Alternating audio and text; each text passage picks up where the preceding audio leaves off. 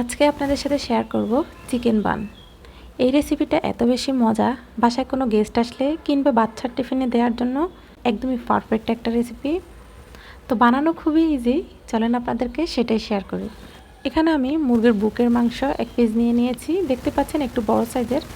তারপরে আমি একটু পানি দিয়ে দিলাম, তারপরে একটু লবণ দিয়ে রসুন বাটা, আদা বাটা, জিরা বাটা সবগুলো দিয়ে একটু নেড়ে দিয়েছি।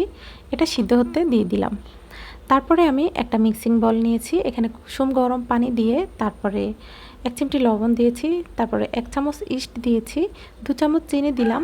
তারপরে এখানে 2 কাপ ময়দা দিয়ে ভালো করে একটা ডো তৈরি করে নিব। এটা আমি প্রথমে চামচ দিয়ে একটু নেড়ে নিয়েছি, তারপরে হাত দিয়ে ভালো করে মধ্যে রুটি বেলার মতো একটা ডো তৈরি করে নেবেন। খুব ইজিলি কিন্তু এই চিকেন বনগুলো তৈরি করা যায়, খেতে অসম্ভব মজা।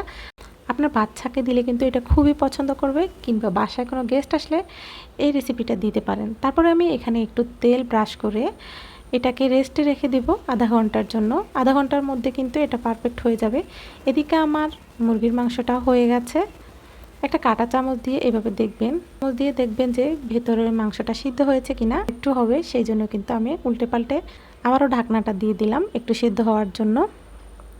তো যে এখানে তারপরে নামিয়ে নিয়েছি। ঠান্ডা হওয়ার পরে কাঁটা চামচ দিয়ে এগুলোকে খুলে নিচ্ছি। ঝিরি ঝিরি করে নেবেন, ঠান্ডা হলে আপনারা হাত দিয়েও এটা করতে পারবেন, সেটা আপনাদের ইচ্ছা।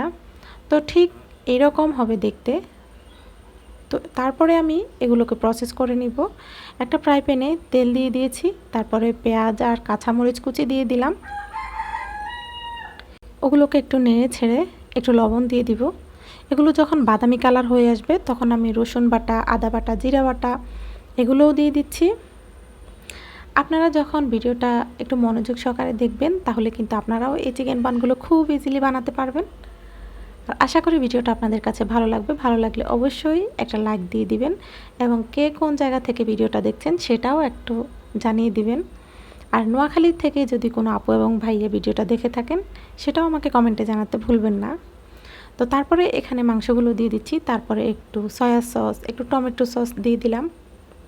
তারপরে হালকা একটু পানি দিচ্ছি, তারপরে ঢাকনাটা দিয়ে দিচ্ছি যেন এগুলো ভালোভাবে কুকড হয়ে যায়। আমার এই চিকেনের পুরগুলো কিন্তু প্রায় রেডি হয়ে গেছে। আমি একটা ম্যাজিক মশলা দিয়েছি, এগুলোকে ভালো করে একটু শুকিয়ে তারপর নামিয়ে নিব। তারপরে আসি আমি আমার ডোগুলোর কাছে। ডোগুলো কিন্তু প্রায় ফুলে ডাবল হয়ে গেছে। তো এগুলোকে নিয়ে ছোট ছোট ভাগ করে নিব। তো তারপরে এগুলো হাত দিয়ে একটু চ্যাপটা করে এটার ভিতর পুর ঢুকিয়ে তারপরে চারপাশ থেকে ডোটা এনে মুখটা ভালো করে সিল করে দিব যেন পুরটা ভিতর থেকে বের না হয়ে যায়। এই যে অনেকগুলো বান আমি তৈরি করে ফেলেছি, তারপরে এগুলোকে একটু রেস্টেও রেখে দিয়েছি। মাশাআল্লাহ দেখেন কত বেশি ফুলে গেছে। তো তারপরে এগুলোকে ভেজে নেওয়ার পালা। আপনারা কিন্তু এরকম করে নর্মাল ফ্রিজেও সংরক্ষণ করতে পারেন। যখন মেহমান আসবে বা যখন খেতে মন চাইবে তখন কিন্তু বের করে একটু ভেজে নেবেন, তাহলেই কিন্তু হয়ে যাবে। কিছু কিছু টিপস যদি আমরা ফলো করি কাজটা কিন্তু ইজিলি হয়ে যায়, তাই না? তো তারপরে এগুলোকে তেলে ভেজে নেব। তেলটা যখন একটু কুসুম গরম হবে তখন কিন্তু একটা একটা করে দিয়ে দিবেন। আর আগুনটা একটু মিডিয়াম দিবেন, একদম জোরে দিবেন না, জোরে দিলে এগুলো পুড়ে যাওয়ার সম্ভাবনা আছে বা ভিতরটা ভালোভাবে কুকড হবে না। তো তারপরে একটা একটা করে ভেজে নিচ্ছি। মাশাআল্লাহ দেখেন কালারটা কত বেশি সুন্দর এসছে, এবং খেতেও কিন্তু অসম্ভব মজা হয়েছে। প্লিজ আপনারা ঘরে একবার হলেও ট্রাই করবেন, তাহলে কিন্তু বুঝতে পারবেন এটা বানানো যেমন ইজি, খেতে অসম্ভব মজা। তো এই যে তারপর আমার তৈরি হয়ে গেল চিকেন বান।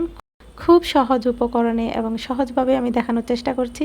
ভিডিওটা আপনাদের ভালো লাগলে অবশ্যই একটা লাইক করে দিবেন। তো আজকের ভিডিওটা এ পর্যন্ত। সবাই ভালো থাকবেন, সুস্থ থাকবেন। আল্লাহ হাফেজ, আসসালামু আলাইকুম।